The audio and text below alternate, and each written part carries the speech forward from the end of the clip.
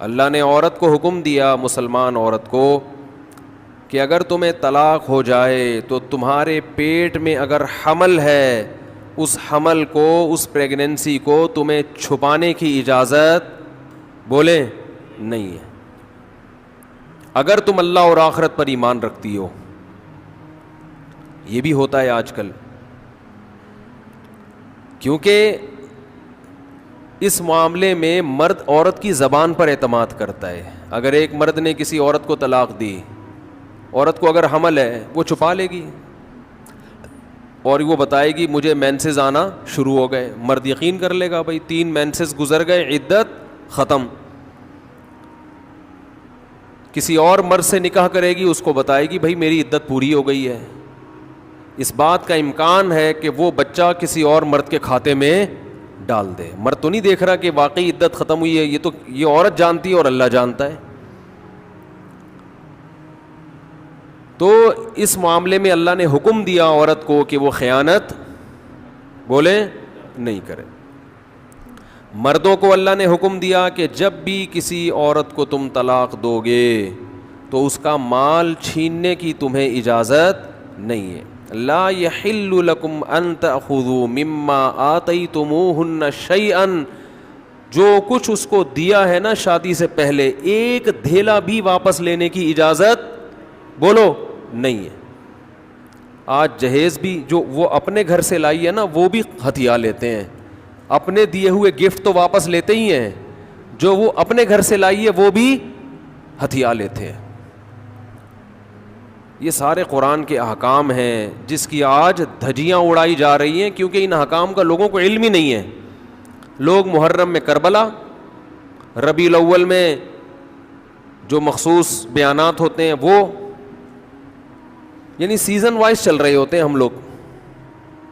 جو practical life ہے ہماری, عملی زندگی ہے جس کے لیے پیغمبر صلی اللہ علیہ وسلم کو بھیجا گیا, معاشرے کی اصلاح کے لیے, اللہ کے حقوق سکھانے کے لیے اور ایک دوسرے کے حقوق سکھانے کے لیے, اس پریکٹیکل لائف کی طرف ہماری توجہ نہیں ہے. ہم دوسری چیزوں میں زیادہ لگ گئے ہیں. بس وہ جوشیلی تقریریں, لوگوں کو رلانا دھلانا, یہ کام رہ گیا ہے بہت سو کا, سب کا نہیں. اہل حق ہر دور میں رہیں گے. تو اللہ نے حکم دیا کہ ڈیورس کے بعد آپ کو عورت سے کچھ لینے کی اجازت بولو نہیں ہے. ہاں, خلا کی صورت میں مہر واپس لے سکتے ہو. خلا یہ ہوتا ہے کہ مطالبہ عورت کی طرف سے ہو طلاق کا, آپ تو نہیں دینا چاہتے, اچھی بھلی زندگی گزر رہی ہے, اسی کو دماغ خراب ہو رہا ہے اس کا, نہیں مجھے نہیں رہنا. تو پھر اس صورت میں مرد اگر ڈیورس دے تو وہ یہ شرط لگا سکتا ہے کہ میرا خرچہ واپس کرو, خام خواہ میں کیوں کرایا خرچہ. کچھ دن پہلے ایک واقعہ سامنے آیا, ایک آدمی کی شادی ہوئی, دلہن نے پہلی رات کو بولا کہ آپ مجھے پسند نہیں ہو, میں تو کہیں اور شادی کرنا چاہتی تھی, ابا نے آپ کے متھے باندھ دیا. حالانکہ 6 مہینے سے تیاریاں چل رہی ہیں. اب کیا گزرے گی اس آدمی کے اوپر. تو خیر اس نے تو اٹھا کے پٹخنا ٹھکائی لگانا شروع کر دی. کمبخت ایک میسج کر دیتی کہ میں راضی نہیں ہوں, میرا خرچہ کرا دیا, اب پہلی رات کو بول رہی ہے کہ نئی ٹھکائی لگانی چاہیے تھی. میں نہیں کہہ رہا, لیکن اس نے لگائی ٹھکائی, غلط کیا اس نے. تو ایسے موقع پہ بھائی ٹھیک ہے اپنا راستہ لو, میرا خرچہ واپس. اب کون رکھے گا ایسی صورت میں. چاہتی کہیں اور تھی. بھائی تو چاہتی تھی بھی اگر کہیں اور, تو اب بتانے کی کیا ضرورت ہے. ہر بات بتائی تھوڑی جاتی ہے. بولو بھائی دل میں بولو چاہتی تو تھی لیکن چلو ہو گئی, اب اسی کو چاہنا شروع کر دیں گے آہستہ آہستہ. گدھا بھی اگر آپ پال لینا تھوڑے دنوں میں اس سے بھی محبت ہو جاتی ہے, تو پورا 2 ہاتھ 2 پاؤں کا انسان ہے, تھوڑے دنوں میں اچھا لگنے لگے گا. یہ سوچ کے صبر کر لو. پوری رپورٹیں پیش کر رہی ہیں اس کو, پوری رپورٹ. تو ظلم وہاں سے ہو, مطالبہ وہاں سے ہو, تو پھر آپ واپسی کا, مہر کا واپس مطالبہ کر سکتے ہیں. بھائی جو مہر دیا واپس دو. یہ بھی اللہ نے ان آیتوں میں حکم بیان کیا. ایک حکم اللہ نے یہ بھی بیان کیا کہ اگر رخصتی سے پہلے طلاق ہو جائے تو پورا مہر نہیں دینا پڑتا بلکہ آدھا مہر دینا پڑتا ہے. 1 لاکھ روپے مہر رکھا گیا تھا, آپ ابھی رخصتی ہوئی نہیں, آپ نے ڈیورس دے دی, تو پورا مہر نہیں ہے بلکہ آدھا مہر ہے. اس میں اللہ نے ترغیب دی ہے کہ مرد پورا دے دے تو اچھا ہے، اور عورت کو ترغیب دی ہے کہ آدھا بھی معاف کر دو تو اچھا ہے. ترغیب دونوں کو دی جا رہی ہے، چھوڑو بھائی، لیکن حکم بیان کیا جا رہا ہے کہ مرد کو آدھا دینا پڑے گا اگر وہ مطالبہ کرے. اور اللہ نے اہم حکم یہ بھی بیان کیا کہ جب عورت کو طلاق دو تو جہاں وہ طلاق کے بعد نکاح کرنا چاہتی ہے اس کے نکاح میں رکاوٹ مت بنو، کباب میں ہڈی بننے کی کوشش مت کرو. یہ بھی زمانے جاہلیت میں ہوتا تھا اور آج بھی ہوتا ہے. فلا تعضلوهن ان ينكحن ازواجهن، اگر تم نے چھوڑ دیا ہے اس کو. عرب اس کو غیرت کا مسئلہ بنا لیا کرتے تھے کہ ہم نے چھوڑا ہے تو اب ہم کہیں اور اس کی شادی نہیں کرنے دیں گے. ہمارا معاذ اللہ یوں کہتے تھے تھوکا ہوا مال، جیسے آج بھی لوگ کہتے ہیں ہم نہیں کہیں اس کو نکاح کرنے دیں گے. اس سے بھی قرآن نے کیا کیا؟ منع کیا. اور اس سے بھی منع کیا کہ اپنی مرضی سے زبردستی اس کا نکاح بھی مت کراؤ طلاق یافتہ کا. ینکحن ازواجہن، اپنے سلیکٹڈ شوہر سے نکاح کرنا چاہتی ہے تو تم کباب میں ہڈی بولو نہیں بنو، یعنی اس کو یہ رائٹ ہے کہ وہ جہاں چاہے نکاح کرے. یہ بھی خرابی ہے آج کل بعض علاقوں میں، یہ خرابی ہے کہ بیوہ کو یا طلاق یافتہ کو نکاح تو کرنے دیتے ہیں، لیکن بعض علاقوں میں دستور ہے نکاح ہمارے ہی خاندان میں ہوگا، آپ ہمارے خاندان سے باہر نہیں جا سکتی. اس کو بھی قرآن نے کیا کیا؟ بولو ختم. نکاح بھی سے بھی نہیں روک سکتے، اور نکاح بھی وہاں ہوگا جہاں آپ نہیں بلکہ یہ چاہے گی. اس میں اللہ نے عمر کی کوئی قید نہیں لگائی. 40 سال کی بیوہ یا طلاق یافتہ ہو، 50 سال کی ہو، 55 سال کی ہو، یہ تمہارا ہیڈ ایک نہیں ہے. تمہیں زیادہ ٹینشن لینے کی ضرورت نہیں ہے. لوگ بڑی ٹینشن لے رہے ہوتے ہیں کہ تمہیں ضرورت کیا ہے، اب 4 بچے ہیں تمہارے، 5 بچے ہیں، اس عمر میں تمہیں شادی کرتے ہوئے شرم نہیں آتی؟ چھوڑو بھائی، کیا ضرورت ہے. تو اللہ فرماتے ہیں کہ تمہیں ٹینشن لینے کی ضرورت بولو یہ اس کا ہیڈ ایک ہے، یہ تمہارا ہیڈ ایک نہیں ہے. جیسے کوئی 4 شادیاں کر رہا ہے تو اس کا ہیڈ ایک ہے نا، آپ کا ہیڈ ایک تھوڑی ہے. یہ آپ پتہ نہیں کیوں پریشان ہیں، مفتی صاحب کو کیا ہو گیا. وہی ان کا ہیڈ ایک ہے، آپ کا ہیڈ ایک نہیں ہے. یہ میں اپنی بھی درمیان میں لگا دیتا ہوں نا. تو ہر ایک کے ہیڈ ایک ہم نے پالے ہوئے ہیں. وہ یہ کیوں کر رہا ہے، وہ یہ کیوں کر رہا ہے، وہ کم عمر سے شادی کیوں کر رہا ہے، وہ بڑی عمر سے شادی کیوں کر رہی ہے. یہ ہوتے ہیں نا لوگوں کے مسائل. اس نے یہ کیوں کر لیا. ایک خاتون نے مجھے بتایا کہ وہ ایک دفعہ بیوہ ہوئی، اللہ کی قدرت دوبارہ شادی، دوبارہ بیوہ ہو گئی. تیسری دفعہ جب ان کی شادی ہو رہی تھی لوگ مذاق اڑا رہے تھے، بس کرو یار 2 دفعہ بیوہ ہو گئی، اب آرام سے بیٹھو. اب وہ بیوہ تو کوئی بھی ہو سکتا ہے، جوانی میں بھی عورتیں بیوہ ہو جاتی ہیں. تو اب دیکھو لوگوں کو تکلیف ہو رہی ہے، بھائی یہ اس کا ہیڈ ایک ہے.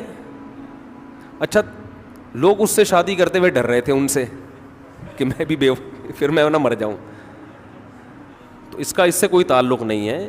ہو سکتا ہے 2 دفعہ بیوہ ہونا تقدیر میں لکھا ہو، 3 دفعہ نہ ہو. یہاں مجھے وہ چٹکلا یاد آتا ہے، وہ ایک آدمی نے، ابے چھوڑو چٹکلوں کو، ابھی قرآن کو فوکس کرتے ہیں. آخر میں چٹکلے ہونا یہ صحیح ہوتا ہے، درمیان میں ہی آ جائیں تو پھر سارا موضوع چینج ہو جاتا ہے. اتنے اچھے احکام بیان ہو رہے ہیں قرآن کے، آگے اس کو آپ نے لوگوں کو بتانا بھی ہے. تو اللہ نے حکم دیا کہ طلاق کے بعد ایک دھیلا واپس نہیں لینا. خلا کی صورت میں لے سکتے ہو، مگر خلا بھی شوہر کی رضا سے ہوتا ہے، یک طرفہ نہیں ہوتا، یاد رکھیں. دوسرا کام تم نے کیا کرنا ہے، اس کو کہیں اور نکاح سے روکنا نہیں ہے. تیسرا کام یہ کرنا ہے نکاح بھی وہاں کرنا ہے جہاں وہ چاہتی ہے. تمہاری مرضی نہیں مسلط ہوگی، اس کی مرضی چلے گی. اور اگر پرانے شوہر سے نکاح کرنا چاہے اور 2 طلاقیں ہوئی ہوں تو وہاں بھی کر سکتی ہے، کیونکہ آیت کا ایک شان نزول بھی ہے. ایک صحابی نے اپنی بہن کا نکاح کسی صحابی سے کرایا، تھوڑے دنوں میں طلاق ہو گئی. طلاق ایک تھی، عدت ختم ہوئی، نکاح ختم. اب تھوڑے دنوں کے بعد دوبارہ ان دونوں کا دل چاہنے لگا کہ ہم آپس میں کمپرومائز کر لیں. ہوتا ہے وقتی طور پر اختلافات بہت زیادہ ہوتے آتے ہیں، جب دور رہتے ہیں تو آپس میں میلان ہونے لگتا ہے. لیکن وہ جو صحابی تھے نا جن کی بہن کو طلاق ہوئی تھی، انہوں نے کہا کہ اب میں اپنی بہن کا نکاح دوبارہ اس آدمی سے بولو نہیں کروں گا. اور کہا کہ یا رسول اللہ میں نے ان کی عزت کی, ان کو اپنی بہن نکاح میں دی, انہوں نے لڑائی جھگڑا کر کے طلاق دے کے میرے گھر میں بٹھا دیا اس کو, تو میں کیسے دوبارہ, یہ ذلت محسوس ہوتی ہے نا انسان کو. قرآن میں اللہ نے آیتیں نازل کی کہ اگر وہ اپنے شوہر سے نکاح کرنا چاہتی ہے تو درمیان میں رکاوٹ مت بنو. لڑے بھی وہ خود تھے, اب جڑ بھی خود رہے ہیں. نہیں آ رہی بات؟ اس کو بھی لوگ غیرت کا مسئلہ بنا لیتے, سسر صاحب بنا لیتے ہیں, میرے داماد نے میری بیٹی کو طلاق دی ہے, میں تو نہیں واپس بھیجوں گا. بھائی دنیا میں جو آدمی میں لچک نہیں ہے نا, فلیکسیبلٹی نہیں ہے, لچک نہیں ہے جس میں, وہ کبھی بھی کامیاب نہیں ہو سکتا. یاد رکھو یہ جو ہوتا ہے نا, میں اصول کا پکا, بھائی اصول کا پکا ہونا تو اچھا ہے, لیکن یہ اصول ہی غلط ہے کہ جو کہہ دیا تو اس پہ قیامت تک قائم رہنا ہے. یہ اصول ہی غلط ہے. اصول یہ ہونا چاہیے کہ جب موقع کی مناسبت سے جو بات ٹھیک لگے گی اپنے آپ کو چینج کر لوں گا. یہ اصول ٹھیک ہے, اس اصول پہ پکے رہو, اور یہ نبی سے ہمیں ملتا ہے یہ اصول. حدیث میں آتا ہے ایک صحابی نبی کے پاس آئے, مجھے صدقہ چاہیے, یہ چاہیے, وہ چاہیے. آپ نے فرمایا اللہ کی قسم تم پر خرچ نہیں کروں گا میں. وہ چلے گئے, آپ نے دوبارہ بلایا, فرمایا ان پہ صدقہ کرو, دے دو. وہ پریشان, یا رسول اللہ آپ نے تو قسم اٹھائی تھی کہ میں آپ کو نہیں دوں گا. آپ نے فرمایا من رأى علی یمین فرأى غیرہا خیرا منہا فلیکفر عن یمینہ, کہ جو شخص کسی بات پہ قسم اٹھا لے, جائز بات ہو, کوئی اگر حرام پہ قسم اٹھائی وہ تو بچنا لازم ہے نا, کہ میں گناہ نہیں کروں گا, وہ تو ویسے ہی حرام ہے. جائز کام, صدقہ تو جائز ہے نا, بلکہ ثواب ہے. فرمایا کوئی کسی جائز کام پہ قسم اٹھائے, پھر بعد میں اس کو خیال ہو کہ مجھے قسم توڑ دینی چاہیے, اس کا مائنڈ کیا ہو گیا, چینج, تو اسے چاہیے قسم توڑ دے اور کفارہ ادا کر دے, اس قسم پہ قائم بولو نہ رہے. قسم پہ جب قائم نہ رہنے کا حکم ہے تو بغیر قسم کے میں نے جو بول دیا بس وہ پتھر پہ لکیر بن گیا, یہ تو پاگل اور گدھے ہونے کی علامت ہے. قسم بھی اگر کھا لی ہو تو بھائی اس وقت یہ خیال تھا کہ نہیں دینا, اب زمینی حقائق کہہ رہے ہیں کہ اس کو دینا ہے, تو اب قسم توڑو, کفارہ ادا کرو اور دے دو. بات نہیں آ رہی میرا خیال ہے. یہ کس کی سیرت ہے؟ نبی کی. نبی سے زیادہ کسی کی پکی زبان ہو سکتی ہے, لیکن ایسی لچک سکھائی ہے کامیاب بننے کے لیے کہ یہ نہیں کہ جو کہہ دیا تو وہ پتھر پہ لکیر. گراؤنڈ ریئلٹی کے لحاظ سے, ماحول کے چینج ہونے کے لحاظ سے آپ نے اپنا رویہ کیا کرنا ہے, چینج کرنا ہے. اس وقت آپ کی رائے یہ تھی, اب آپ کی رائے وہ ہے, کیونکہ زمینی حقیقت بھی چینج ہوتی ہے اور انسان کی نالج بھی چینج ہوتی ہے اور انسان کی رائے بھی چینج ہوتی ہے. بعض دفعہ نالج چینج نہیں ہوتی, انسان تانے بانے ملا کے ایک رائے قائم کرتا ہے, بعد میں جب اور گہرا سوچتا ہے تو اسے لگتا ہے کہ وہ رائے ٹھیک نہیں تھی, تو وہ اسٹیٹمنٹ اس کا کیا ہو جائے گا, چینج. کوئی بات نہیں, دن میں 100 دفعہ چینج ہو جائے. ناکام وہ ہے جو کہہ دیا تو اڑ گیا, بس کچھ بھی ہو جائے. اب دیکھو ایک آدمی آپ کو مستحق نظر نہیں آ رہا تھا, آپ نے کہا اللہ کی قسم تجھے میں صدقہ نہیں دوں گا, تو فراڈی ہے. بعد میں پتہ چلا نہیں فراڈی نہیں ہے, آپ کو نہیں, میں نے تو بول دیا تھا میں نہیں دوں گا. بھائی اب فراڈی ہونے کی بیس پہ نہیں دے رہے تھے, تو اب پتہ چل گیا یہ فراڈی نہیں ہے. بعض دفعہ پہلے بھی پتا تھا فراڈی نہیں ہے, اب بھی پتہ ہے نہیں ہے, لیکن پہلے خیال تھا کہ نہیں دینا چاہیے, اب خیال ہے کہ دے دینا چاہیے, تو رائے چینج کر لو. بہت مشکل ہے. اور گھریلو جھگڑوں میں تو میاں بیوی کی طبیعت میں اگر لچک نہیں ہے نا, 4 دن بھی ان کا رشتہ نہیں چل سکتا. یہ تو مجھ سے ابھی لکھوا کے سگنیچر انگوٹھے لگا لو, جیسے سبزی والے نے ٹھپے لگائے تھے انگوٹھے کے, انگوٹھے لے کے گھوم رہا ہوں.